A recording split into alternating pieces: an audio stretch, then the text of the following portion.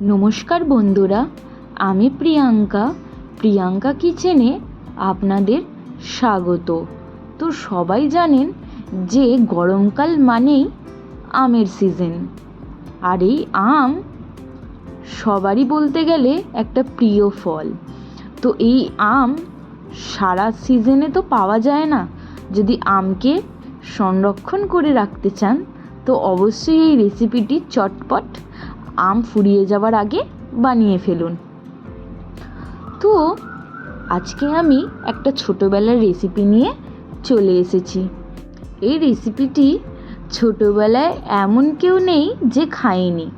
আজকে আমি এই আমসত্ত্বর রেসিপি নিয়ে চলে এসেছি। ছোটোবেলা টিফিনে বা ছুটির সময় এই আমসত্ত্ব কেনার জন্য আমরা দাঁড়িয়ে থাকতাম। তো চলে আসো, রেসিপিটি শুরু করা যাক বন্ধুরা। একদম দেখো, গোটা গোটা বড় বড় আর ততটাই টক টক আম নিয়ে নিয়েছি। আমগুলো কতটা সুন্দর লাগছে আর দেখো কতটা ফ্রেশ। এখন তো জানুন যে ঝড়ের সিজন, তো ঝড়ে আমাদের গাছ থেকে এত আম পড়েছে। তো চলো, সব আমগুলোকে আমাদেরকে প্রথমে ভালো করে ধুয়ে নিতে হবে, নাহলে যেই আমে আটা থাকে সেইগুলো যদি পেটে চলে যায় তাহলে কিন্তু শরীর খারাপ করবে। তো ভালো করে ধুয়ে আমি কিন্তু সব কটা আমকে প্রেসারে সিটি মেরে নেবো। এখানে আমি 4-5টা সিটি মেরে নিয়েছিলাম।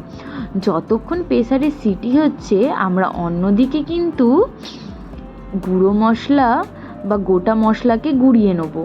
তো গোড়ানোর আগে তোমাদেরকে একটু শুকনো কড়ায় নেড়ে নিতে হবে। আমি এখানে 3টে শুকনো লঙ্কা, অল্প 5 ফোড়ন আর একটু গোটা জিরে ব্যবহার করেছি। মশলাগুলোকে কিন্তু ভালো করে রোস্ট করে নিতে হবে। তারপরে আপনারা চাইলে মিক্সিতেও পেস্ট করে নিতে পারেন বা বেলুন চাকি দিয়ে একটুখানি ম্যাশ করে বা বেলে নিতে পারেন। পুরো মশলাগুলো গুঁড়িয়ে যাবে। আর দেখো, তোমরা পুরোটাই এটা সম্পূর্ণ তোমাদের ইচ্ছা। চিনিটা আপনারা একটু মিষ্টি মিষ্টি খেতে চাইলে চিনিটা বেশি দেবেন, আর আপনারা যদি এটা টক টক খেতে চান তাহলে মিষ্টিটা কম দেবেন। আমি কিন্তু এখানে হাফ কাপের মতো চিনি ব্যবহার করেছি। আমি এখানে খুব একটা চিনি দিইনি। আমি এই আমসত্ত্বটা ঠিক টক টক করার চেষ্টা করেছি।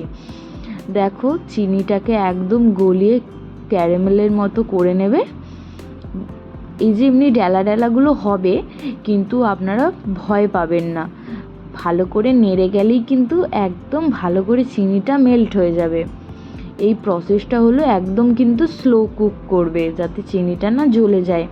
চিনিটা জ্বলে গেলে কিন্তু একটা পোড়া পোড়া ভাব আসবে বা তেতো হয়ে যাবে। দেখো, আমাদের এখানে একদম চিনিটা গলে গেছে। তারপরে কিন্তু আমাদের প্রেসারে সিটি দিয়ে যেই আমটা রেখেছিলাম ভালো করে একদম ম্যাশ করে এই মিক্সচারটার মধ্যে দিয়ে দেবো। কড়াই দিয়ে কিন্তু আঁচটা লোই রাখবে। দেখো, চিনিগুলো যে ডেলা ডেলা হয়ে যাচ্ছে, একদম ভয় পাবেন না, সব কিন্তু একেবারে গলে যাবে লাস্টে। দেখো কত সুন্দর একটা কালার আসতে শুরু হয়ে গেছে, আর এখানে চিনিও কিন্তু একদম গলতে শুরু হয়ে গেছে। কতটা সুন্দর সেই ছোটোবেলার মতো কালো কালো একটা লাল লাল কালারটা চলে আসছে। তো আমাকে অবশ্যই কিন্তু কমেন্টে জানাবে কারা কারা ছোটোবেলায় এই আমসত্ত্ব খেয়েছো। আমাদের সকলেরই একটা প্রিয় খাবার। এখানেই তোমরা স্টপ করতে পারো, বা তোমাদের যদি ইচ্ছা হয় তাহলে তোমরা যে গুঁড়ো মশলাটা করে রেখেছিলাম প্রথমে তোমরা ওই গুঁড়ো মশলাটা দিতে পারো। আর এখানে আমি একটু বিট নুন ব্যবহার করেছি, আর একটু চাট মশলা বা জলজিরা দিতে পারো জাস্ট টেস্টের জন্য। তোমরা চাইলে কিন্তু স্কিপও করতে পারো, এটা নর্মালও রাখতে পারো। দেখো কত সুন্দর লাগছে, একটা দিলে কিন্তু দেখতে ভালো লাগে। আর কত সুন্দর একটা কালার চলে এসেছে। আমি এখানে 5-10 মিনিটের মতো এই মিক্সারটাকে ফুটিয়েছিলাম। ফুটিয়ে কিন্তু একদম আমাদের এটা রেডি হয়ে গেছে। ব্যাস, এবার কিন্তু রোদে দেবার পালা। আমার কিন্তু একদিনের রোদেই এটা একদম হয়ে গেছিলো। আর একটা জিনিস, আপনাদেরকে কিন্তু স্টিলের থালায় একটুখানি তেল মাখিয়ে নিতে হবে, নাহলে কিন্তু মিক্সারটা একদম আটকে যাবে। দেখো, আমাদের এখানে মিক্সারটা নিয়ে নিয়েছি। এখানে কিন্তু গরম গরম মিক্সারটাই একদম থালার মধ্যে ঢেলে দেবে। ঠান্ডা হয়ে গেলে কিন্তু পুরোটা আটকে যাবে আর আমাদেরই অসুবিধা হবে। দিয়ে একদম ড্যাক ড্যাক করে নেবে। দেখো কত সুন্দর দেখতে হয়েছে। ব্যাস এবার কিন্তু রোদে সারাদিন রেখে দিলেই একদম রেডি।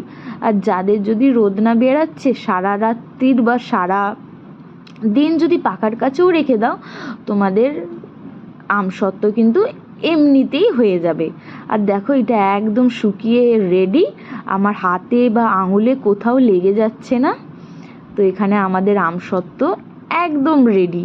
তো বন্ধুরা অবশ্যই কিন্তু জানাবেন আমার এই রেসিপিটি আপনাদের কেমন লেগেছে। ভালো লাগলে বন্ধুরা অবশ্যই চ্যানেলটা সাবস্ক্রাইব করে পাশে থাকবেন। আর আপনারা অবশ্যই কিন্তু আমাকে কমেন্টে জানাবেন কী ধরনের রান্নার ভিডিও আপনারা দেখতে পছন্দ করবেন বা আমি কী ধরনের রান্নার ভিডিও আপনাদের সামনে নিয়ে আসতে পারি। দেখো আপনারা কেটে নিয়ে কিন্তু আপনাদের ইচ্ছা মতো আকৃতি দিতে পারেন। আমি কিন্তু এখানে গোল গোল করেই দিয়েছি। আর দেখতে কিন্তু কতটা সুন্দর আর লোভনীয় হয়েছে বন্ধুরা। তো অবশ্যই কিন্তু সবাইকে বলবো ঘরে একবার ট্রাই করে দেখুন।